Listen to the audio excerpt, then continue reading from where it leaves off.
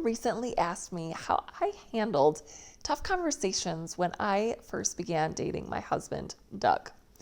They were wondering if there were any topics that were challenging for me to bring up. What an excellent question. Let's talk about it. I had experienced rejection in my dating life after my accident, and I vowed I would never go through that again. I figured it would be easier to just stay single. Just the thought of being vulnerable with somebody and sharing the intimate details of my life was absolutely terrifying.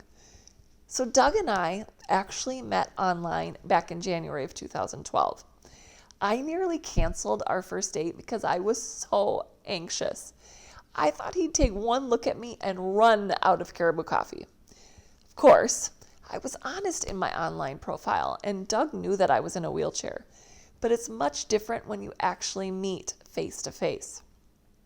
I actually arrived 20 minutes late to our date and had to drive 80 miles an hour just to get there. And as I was getting ready to leave, a peace came over me, and I realized if he rejects me, I'll be fine. It's just a part of life. So even though I was afraid to put myself out there, I am so thankful that I ended up going on that date. Now, on that first date, we had the first several conversations that I thought would be tough, but they were actually no big deal. We met at Caribou Coffee and talked for 3.5 hours. That wasn't the tough part. We clicked right away. But we had decided that if the date went well at Caribou, then we'd go out to dinner. In my head, I thought, no way. I do not want him to see the splint that I used to eat. But when I got to that point on our date, I agreed to go. Then Doug asked if he could ride in my van. I was so surprised, but said yes, and he just hopped into the passenger seat. Another tough question right away to get out of the way. But when we got to the restaurant, I sheepishly pulled up my Tino Di splint onto my lap. And I'll link a video to what that is and how it allows me to be independent. But when it came time to eat, I pulled it out and said, I use this device to eat. And Doug just goes, do you need help putting it on? I said, no. And he said, okay, and went back to eating. It was no big deal. And I was so worried about this moment, and he didn't even really care. And so as we continued our relationship, Doug was very respectful of me and what I felt comfortable sharing. However, he did ask questions. Before we even met, actually, we had a phone call and he asked me, my mom wants to know if you can have kids. Of course, I said yes. You can tell your mom that I'm able to have children. Of course, it's something that we laugh about now. But it wasn't easy, and sometimes I struggled with knowing when to bring things up. And so we both set out to be very honest and open about our lives. Everything came together in good timing as we talked about some of these difficult topics. And when we started dating, I happened to be recovering from a pressure wound. This is a rare occurrence for me. I've been in a wheelchair for over 20 years and have only had a handful of these. But then our relationship had a real test. The wound was not healing, and I had to go into the hospital for 6 weeks for care. How do you tell your boyfriend of 2 months that you're going to be in the hospital for 6 weeks? I cried and cried because I felt wholeheartedly that he would break up with me. I just thought, this is too much. He did not sign up for this. But you know what? Doug's amazing. He drove to the hospital every weekend to spend time with me. And this difficulty really forced us to have some more of those deep conversations.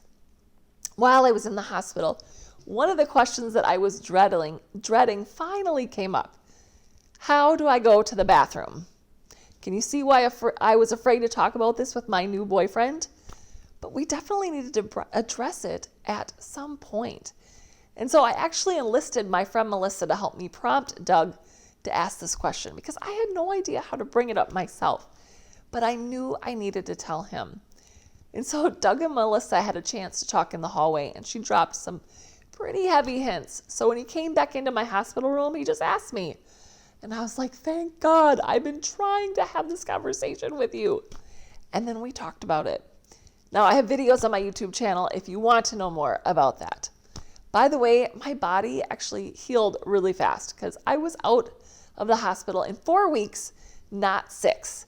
I was ready to move on in life and with my relationship with Doug. He proposed 6 months later, and we are both thankful for this time that forced us to go deeper in our relationship and talk about these difficult topics. So the reason I'm telling these stories is because there are so many awkward moments when you're dating in a new relationship.